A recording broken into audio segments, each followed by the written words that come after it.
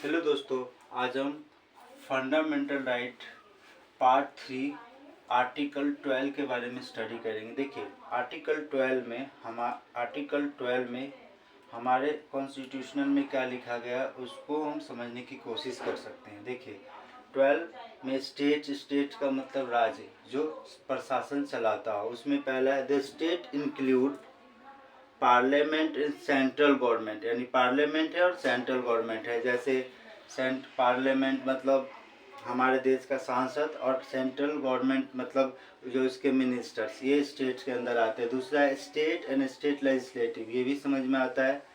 Third है हमारे पास local authority and other authority. Local authority में हमारे पास दो अथॉरिटी है, एक है पंचायत और एक है म्यूनसिपल, ये समझ में आता है। बट जो अदर अथॉरिटी है, ये एक डिलेमा है और ये एक कंफ्यूजन है क्रिएट करता है कि अदर अथॉरिटी में क्या आएगा। और ये अदर अथॉरिटी आर्टिकल 12 में कहीं भी मेंशन नहीं है, न ही इसका कोई क्राइटेरिया है और न ही इसकी कोई लिस्ट है जिसे हम देखकर कह देंगे कि अदर अथॉरिटी आर्टिकल 12 में आता हो। उसके लिए अदर अथॉरिटी के लिए हमारे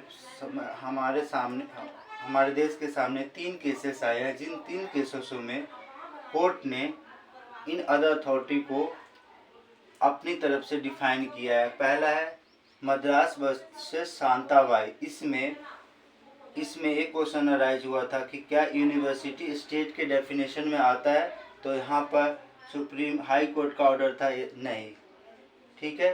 दूसरा एक केस आता है electricity board versus Mohanlal Rajasthan का एक केस था, 1967 में आता है। इसमें इलेक्ट्रिसिटी बोर्ड क्या स्टेट के अंदर आते हैं, तो यहाँ पर आंसर था कोर्ट का यस, ये इसके अंदर आता है।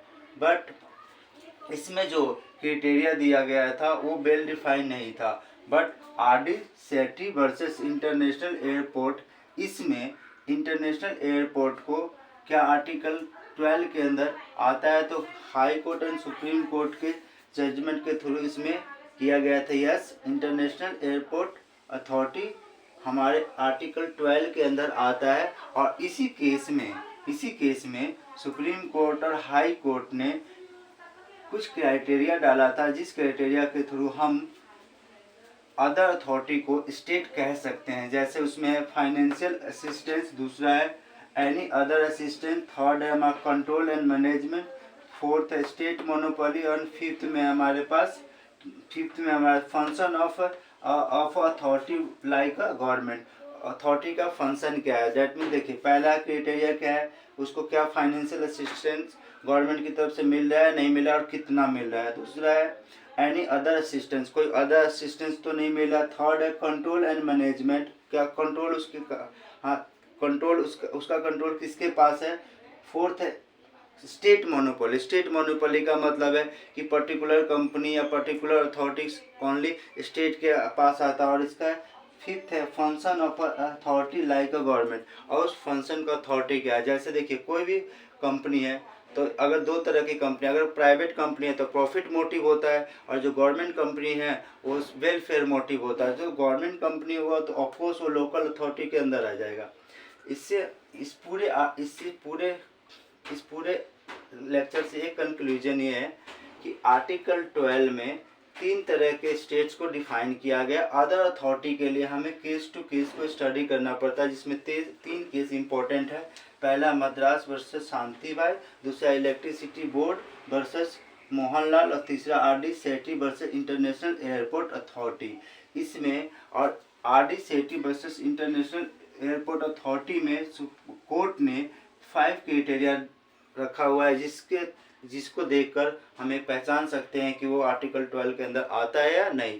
फॉर एग्जांपल दिल्ली मेट्रो, अब दिल्ली मेट्रो को हम क्या स्टेट का क्या इसको हम आर्टिकल 12 के अंदर कंसीडर कर सकते हैं, तो हमें इन क्राइटेरिया को देखना पड़ेगा कि इसमें फाइनेंस कौन कर रहा है, इनको असिस्टेंस कौन कर रहा है, क्या ये मोनोपोली है या इस पर कैसा इसकी सर्विस कैसी है, ठीक है। इसके बारे में तो टाइम टू टाइम कोर्ट ही डिसाइड कर पाएगा। ये हमारे पास आर्टिकल 12 है।